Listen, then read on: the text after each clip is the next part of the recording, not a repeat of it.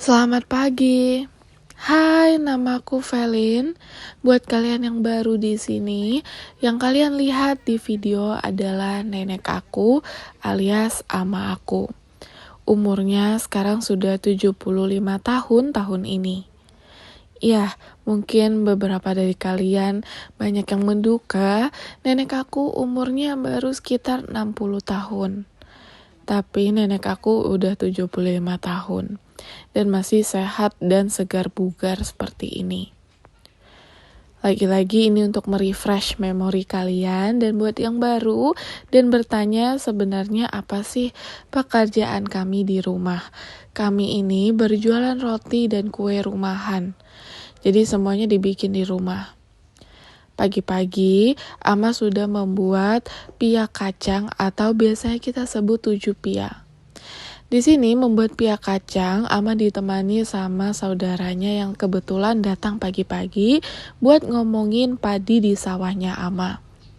Ya, selain berjualan kue, Ama juga punya sawah 4 petak yang tidak pernah dijual dan dibeli sudah lama sekali, sewaktu kakek saya masih hidup. Sawah 4 petak ini masih terus digarap sampai detik ini. Maka dari itu, sekarang lagi musim panen, teman-teman. Jadi, Ama juga lagi sibuk untuk mempersiapkan sawahnya.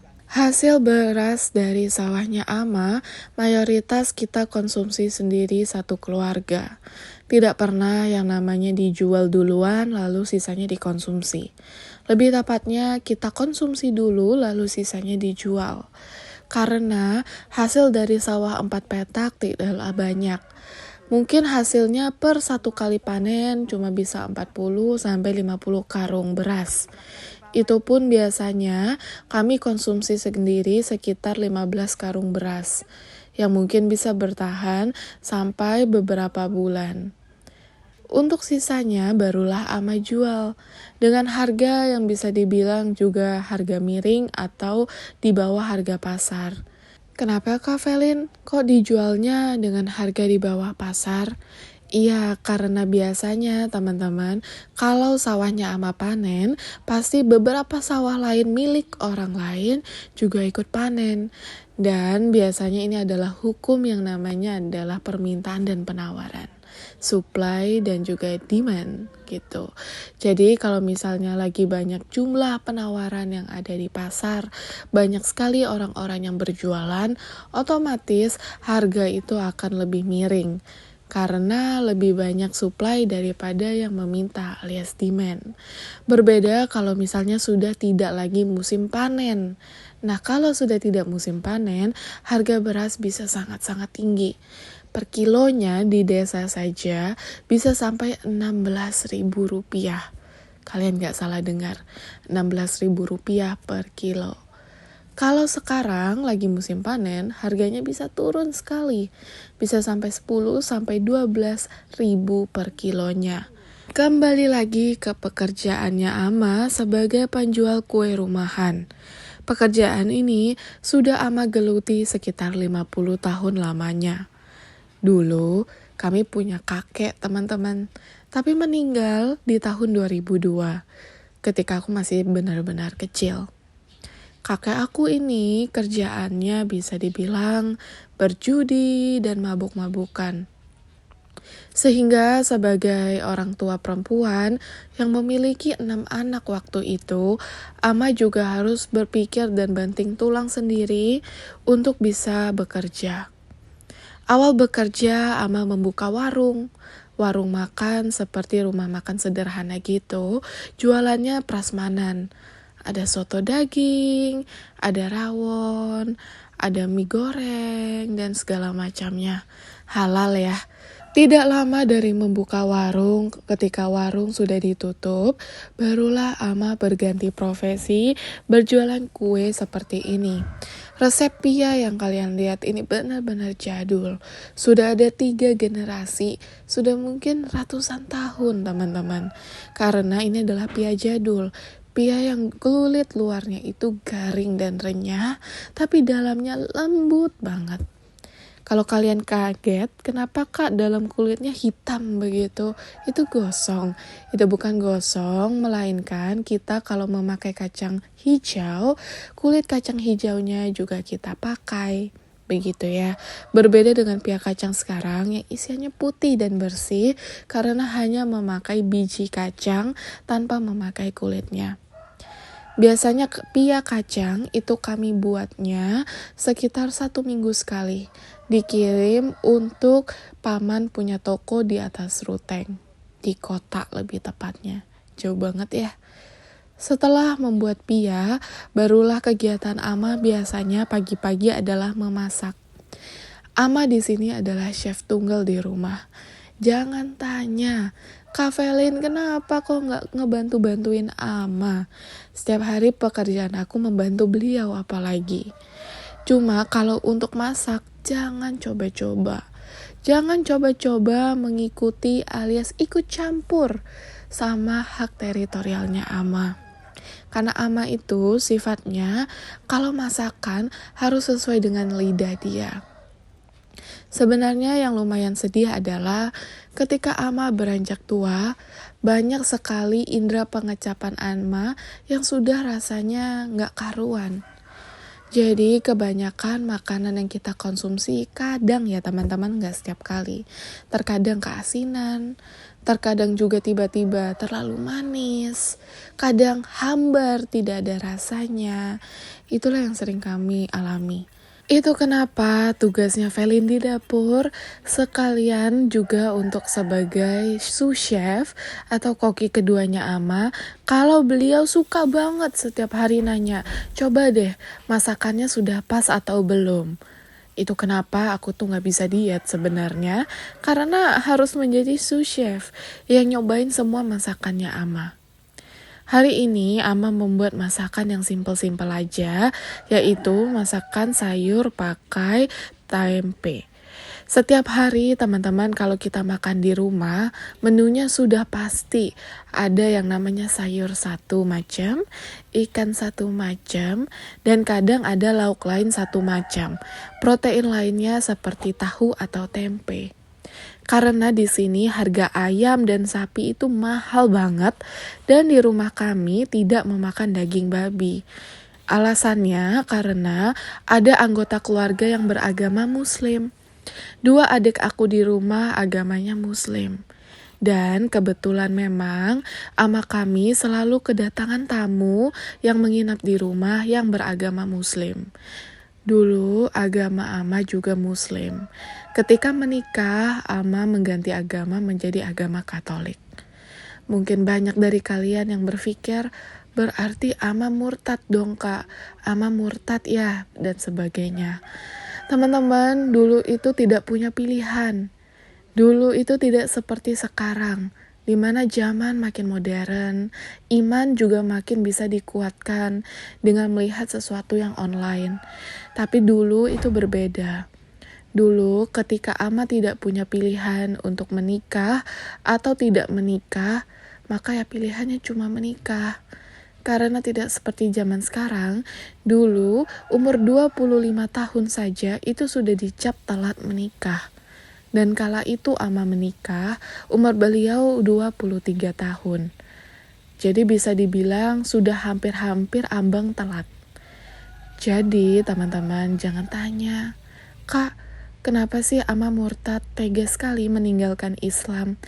Dulu itu pilihannya bukan tentang Tuhan atau Allah teman-teman.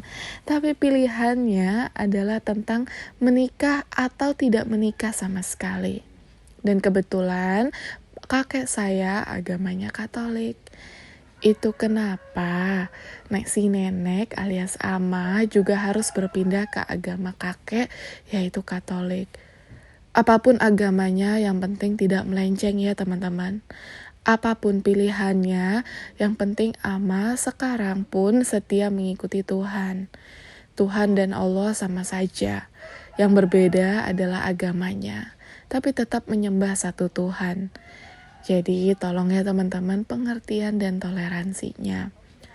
Meskipun Ama murtad, Ama masih memegang teguh ajaran-ajaran Islam. Seperti Ama masih mengingatkan adik-adik aku di belakang untuk sholat 5 waktu, pergi Jumatan di masjid, tidak mengkonsumsi babi di rumah ya, apalagi mengolah makanan mengandung babi alias itu haram, karena banyak keluarga Ama yang datang dari Selayar, agamanya masih agama Islam dan suka sekali menginap di rumah.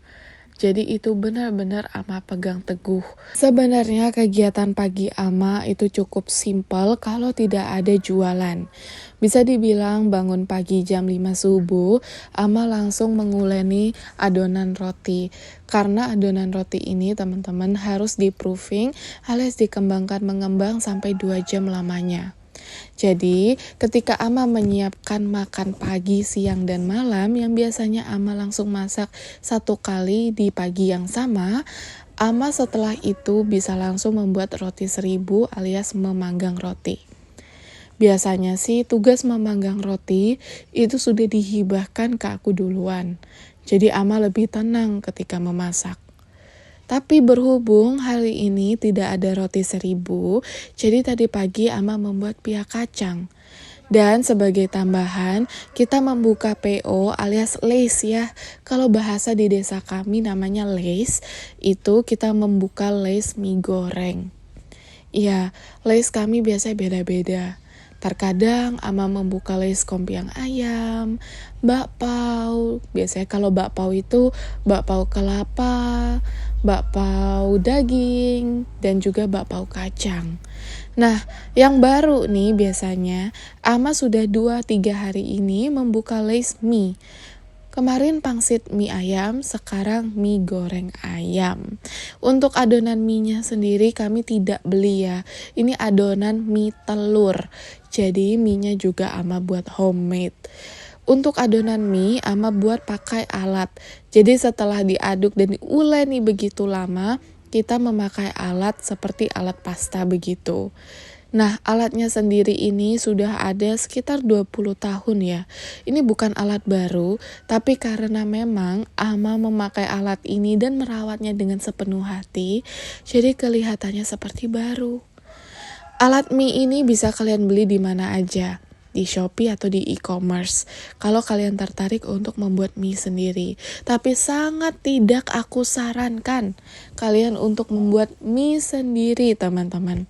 Karena prosesnya cukup ribet. Dan kalau adonannya salah sedikit aja, tekstur mie jadinya tidak baik. Jadi saran dari aku, jangan bikin mie sendiri. Mending beli. Karena setahu aku, mie juga 1 porsi yang mentah harganya tidak mahal. Berkisar dari 5.000 sampai 7.000 per 1 porsinya. Jadi lebih baik kalian kalau mau bikin mie sendiri, belilah mie mentah yang sudah jadi. Di beberapa kasus aku ngeliat masih kok ada yang menjual dengan harga masih 3.000 sampai 5.000 rupiah per 1 porsi mie-nya. Berhubung mie ini kita mau jual sendiri, jadi untungnya lebih besar, makanya bikin sendiri. Nah, harga mie-nya Ama jual dengan harga 20.000 1 porsi, dan hari ini laku 11 porsi. Lumayan ya teman-teman, puji Tuhan. Nah, untuk membuat mie sendiri aku gak bisa membantu, karena proses pembuatan mie ini jujur aku tidak tahu sama sekali. Masih dalam proses melihat dan pelajari dulu, baru nanti turun tangan. Salah satu alasan kenapa aku tinggal bersama nenek alias Ama karena aku ingin membantu beliau sehari-harinya.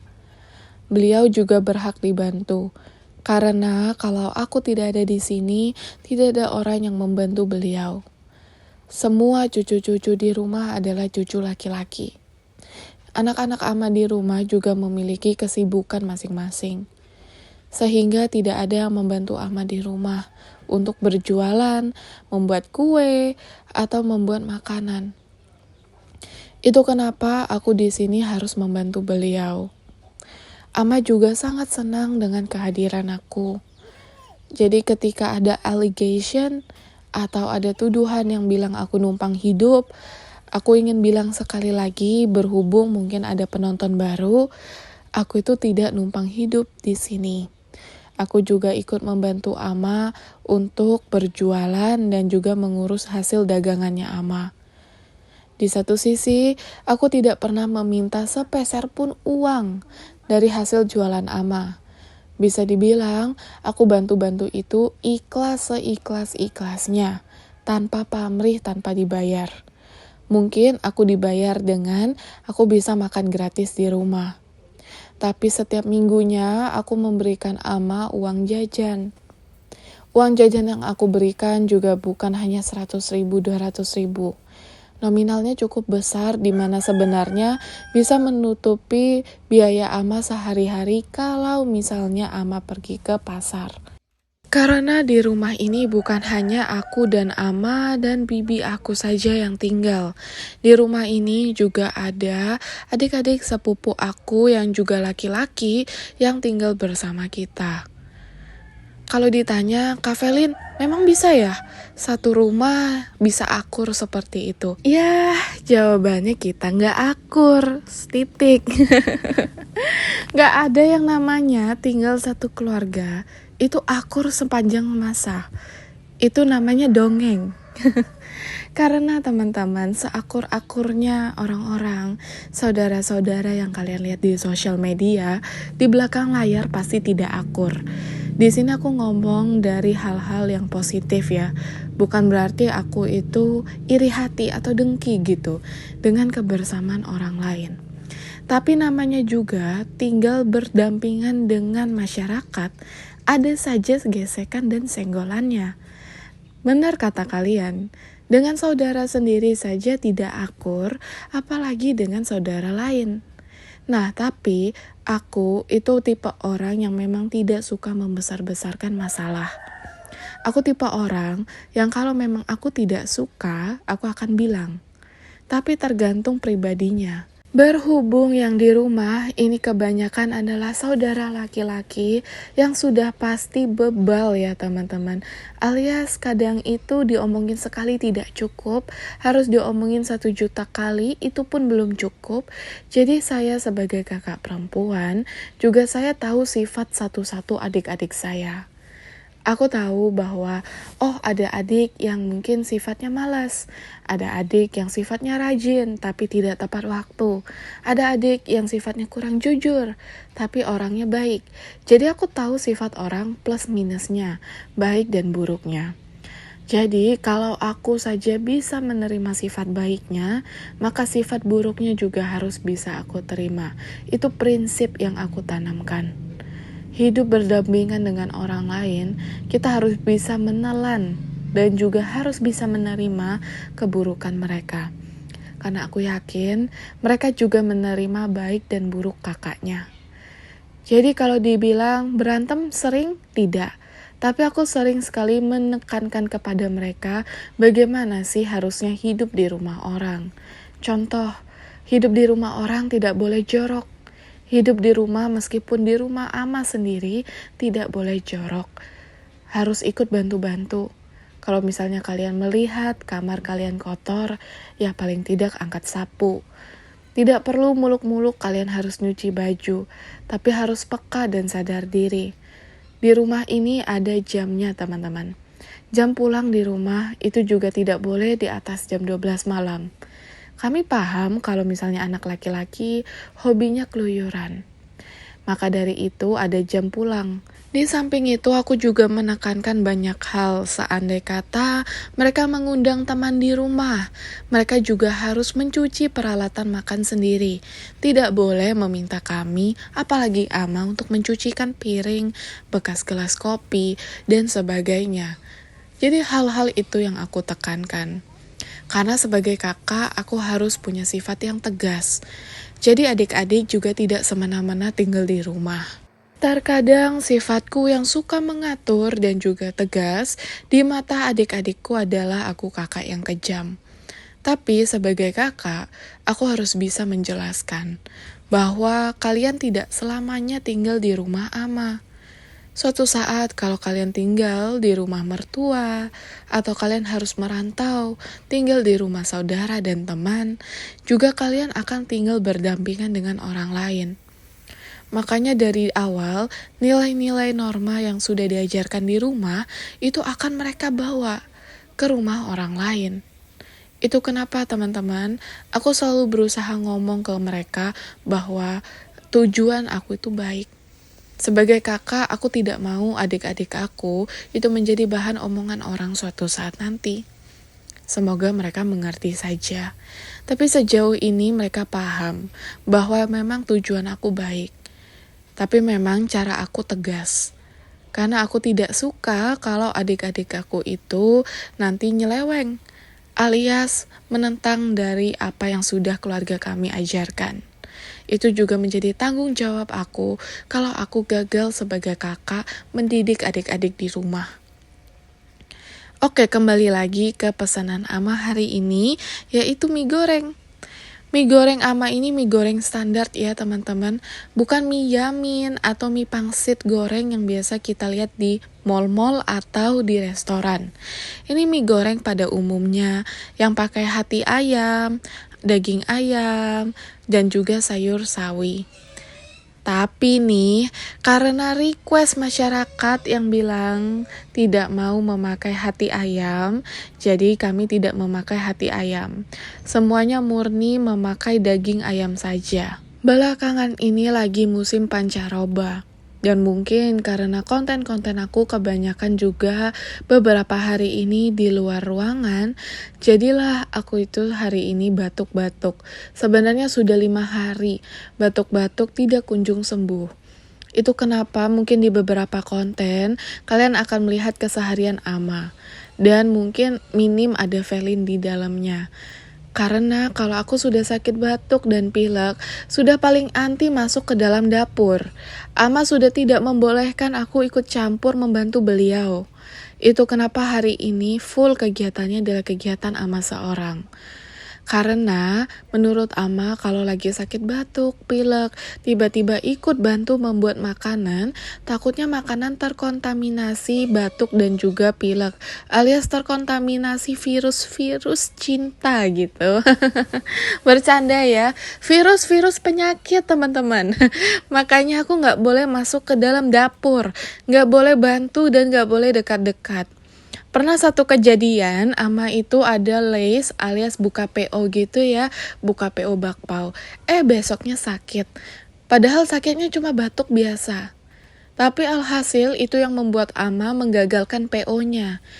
Jadi orang-orang yang sudah memesan Ama hubungi kembali dan bilang bahwa Ama lagi sakit dan tidak bisa memasak.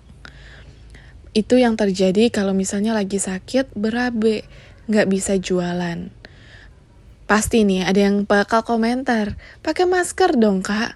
Tapi nggak tahu kenapa ya, karena di sini panas, kita tuh jarang banget mau pakai masker. Karena susah untuk bernafas. Jadi mau nggak mau ya lebih baik tidak jualan daripada menyebarkan virus-virus cinta. Virus-virus penyakit say, bukan virus cinta. Oke teman-teman, itu aja keseharian Ama hari ini. Biasanya setelah ini Ama langsung tidur siang sampai sore jam 4, lalu bangun kembali memasak makanan untuk makan malam. Itu pun makan malamnya mungkin makan pagi yang dihangatkan kembali, lalu ya sudah selesai baca novel malamnya. Terima kasih banyak yang sudah nonton. Kalau kalian suka videonya, jangan lupa buat like dan juga subscribe. Besok mampir lagi ya ke channelnya Velin, karena anggap saja rumah sendiri. Bye-bye.